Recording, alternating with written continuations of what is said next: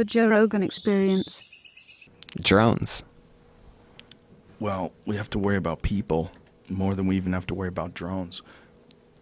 Right? This new shooting in Florida freaked me the fuck out again.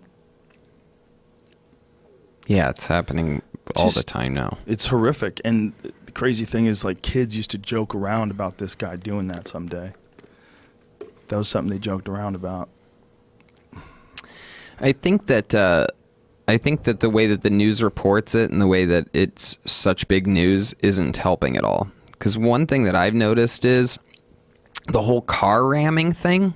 Like, that's a new thing. Car ramming thing? Where a lot of the things that are happening are people just getting in a truck or a car and just running people down. Yeah. It's a fairly new thing that started with, like, I don't know, maybe that French one or something like that. I can't remember the first one. But since then, because the report, they report it and they blow these things up and then bing, bang, boom. Like, I feel like going off of the car ramming situation and the growth in car rammings alone, that we could sort of see how overly reporting these, I mean, I don't know if that's even a thing or if what I'm saying is making sense at all, but I know what you're trying to say, but the counter to that would be someone someone made a really good analogy. The point being, what this is only happening here. We have to figure out why it's happening here so often. It rarely happens anywhere else, but here it happens pretty often. So what is that? Is it access to guns? Is it mental health? Is it both of those things? Is it it's just far too easy to get guns? Is it that you're not being monitored in the sense of being talked about?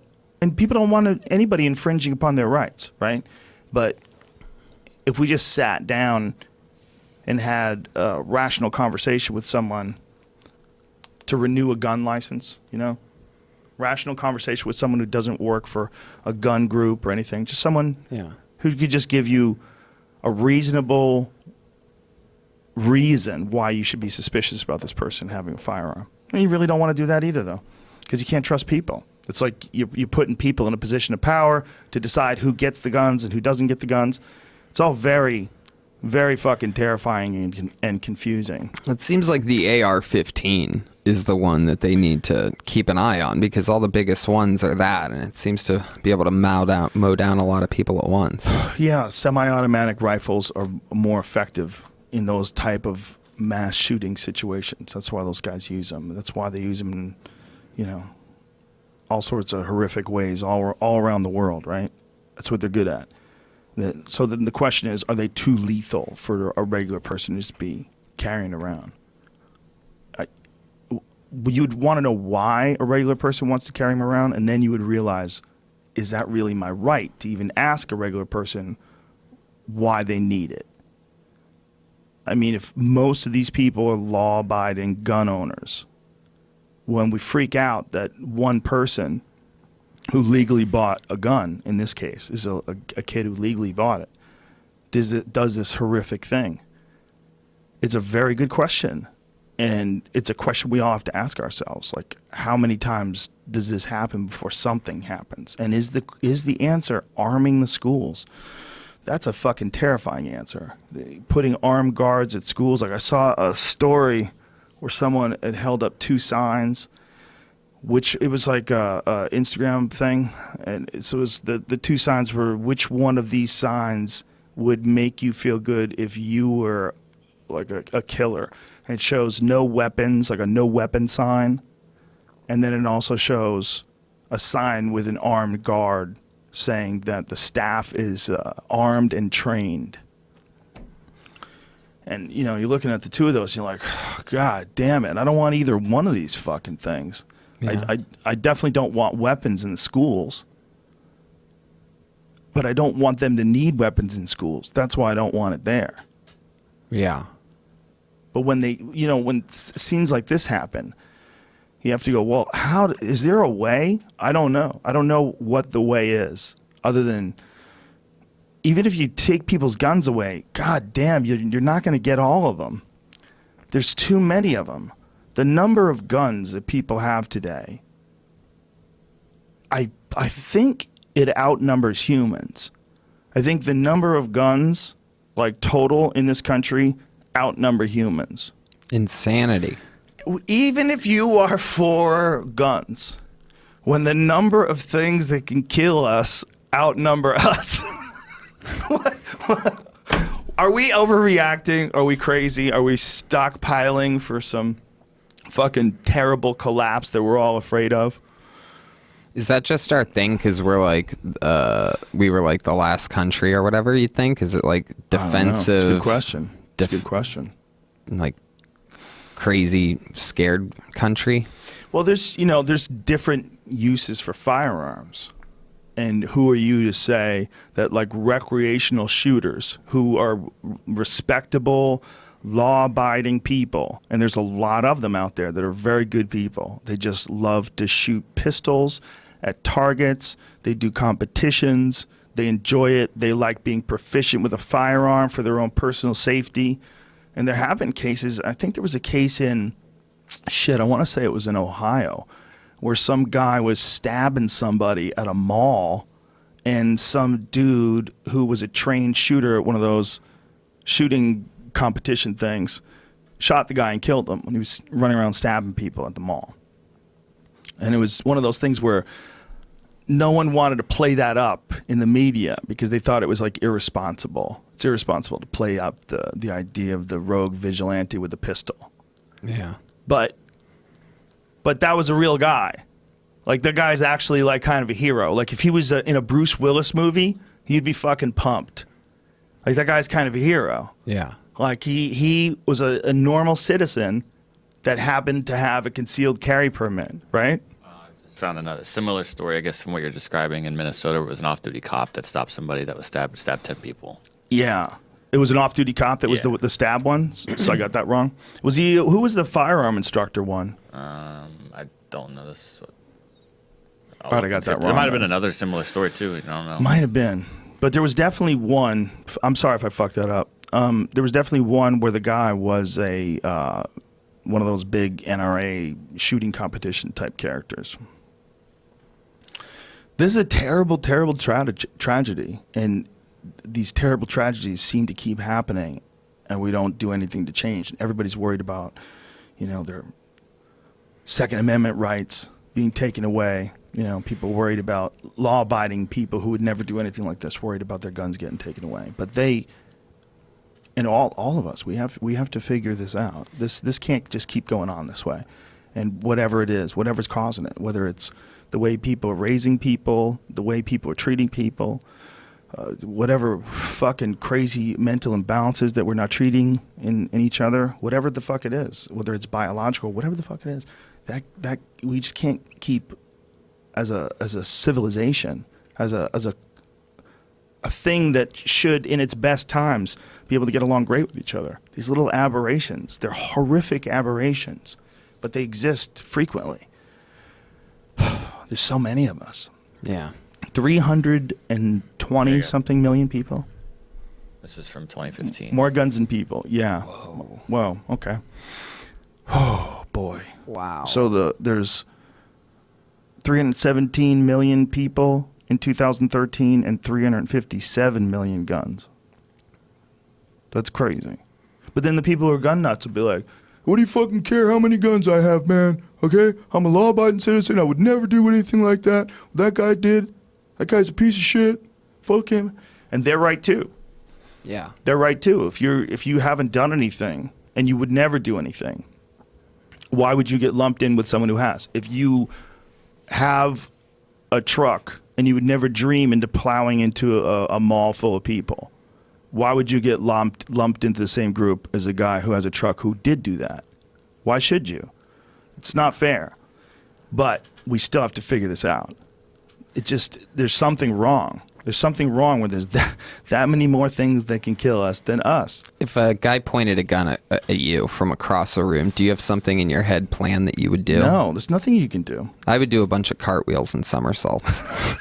That's always been like sort of my plan. I feel like if I just do weird movements, you could avoid There's almost nothing you can do. Yeah. It's terrifying thing. The ability to just end someone's life with a single movement of your hand. And we learned so early on. I remember, Duck Hunt as a kid, the Nintendo, like, tick, tick, tick, tick, tick, tick, tick. Remember that? And you have a gun? Yeah. And it's like we learned so early on. Well, it's just that people value people so poorly that they would do that. This is where we have to find, like, the root of what that is. And this sounds very philosophical and hippy-dippy, but we have to examine what could possibly be inside someone that would make them want to do something like that. What would that be? How the fuck does that happen? How are there in the same timeline? We're not talking about like primitive Roman days or the Vikings or anything crazy. We're talking about right now. How in the same timeline does a guy like you exist alongside someone who can do that? There's something wrong. I also think that there's something to be said about like awareness of depression and psychological disorders for the older generation. I feel like in the future, more people are going to know about it and take it as a real thing. But I still think now there's definitely a lot of stubborn parents out there that ignore it and go, "You're not depressed, get up," and all this, because it's definitely deep rooted, a lack of structure in their lives. Stuff's gone wrong and they don't have anybody to talk to or anything. That's definitely a common thing. 100%. The dissatisfaction with their current state in life, their physical health. People have all sorts of undiagnosed mental issues, and maybe they don't have insurance and they can't afford treatment, or maybe they just got off of it and they think they're fine. We know guys who did that, who got off of stuff that they weren't supposed to get off of, and then they start getting really paranoid and crazy, and then someone has to talk them down. And one of the things with being depressed like that is, and like you said, if they don't have insurance, then all of a sudden they're like, I don't have insurance. Little do they know that it's a phone call away to get like, free whatever somehow or help somehow. But also with the depression makes you not want to do that. It's part of it is you don't want to sort of find help. It's hard to reach out. Yeah. You know what I find that's interesting that is, I think, avoidable, and then maybe we should all like think about this a little bit. There's something that happens whenever something takes place, where people like expect a reaction. They expect a reaction from you, and there's this tendency to get upset at people that are not showing a reaction to it.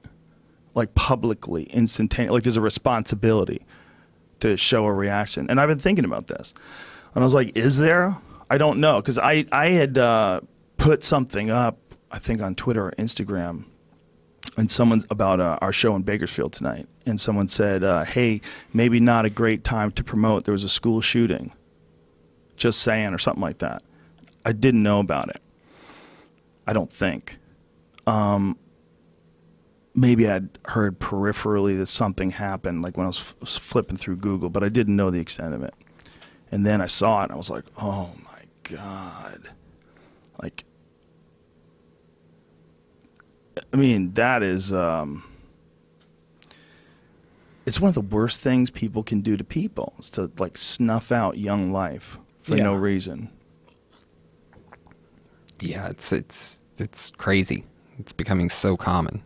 It's becoming common, and it's like there has to be a way to stop it. It's almost like, a way. I feel like people have become so desensitized that, like, it's almost like the new super suicide. People were very desensitized, because if this had happened 20 years ago, it would be a gigantic thing that would freak people out for days and days, and it would be all anybody's talking about. So in one sense, if I did hear about a school, I think maybe I'd seen something about the school getting shut down or something. So I'm like, oh, fuck, something happened. And then going into it later, the more I looked into it, the more I was like, oh, God.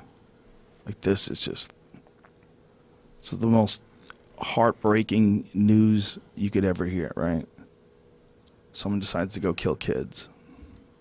The story you're talking about was in Texas. Okay. Man who opened fire in Texas church shooter was hailed as a good Samaritan. Oh, there was that guy. There was another guy, though. It must have been the undercover cop because it was the stabbing story. I might have conflated them. I do that on occasion. Well, we got the story. In 2 instances, someone who wasn't supposed to be there with a gun had a gun. One of them just happened to be an undercover cop. You don't want people to be vigilantes. You don't want people to be out there fucking Charles Bronson in it, but I was performing at a comedy club in Dallas a couple weeks ago, and I was standing out front near the the host booth for a second, and they get a phone call, and the guy goes, "You know what, sir? I actually don't know. Let me ask my boss. I've never been asked that before." And he puts the phone on hold and goes to find the owner, but like before he does, I go, "What's that person asking for?" Like, I was just curious, like what he's never been asked. He goes, he wants to know if he can bring his gun. He has a concealed carry license. I don't know the exact laws here. I'm like, no, don't ask the owner. He's not allowed to bring his gun. Get back to that phone call. No, not mine. I had 2 shows that night. Like, no, concealed carry. Yeah, I got a buddy of mine who carries everywhere. Wow. Everywhere. Man. Yeah. I hope I never accidentally make fun of him. He's a firearms instructor. Yeah, he carries everywhere. He lives in Arizona. You can do whatever the fuck you want in Arizona. Arizona thinks it's the 1800s. You think if I did my cartwheel somersault thing, you'd still be able to get me, though? Maybe not. Maybe not. You are a clever fella.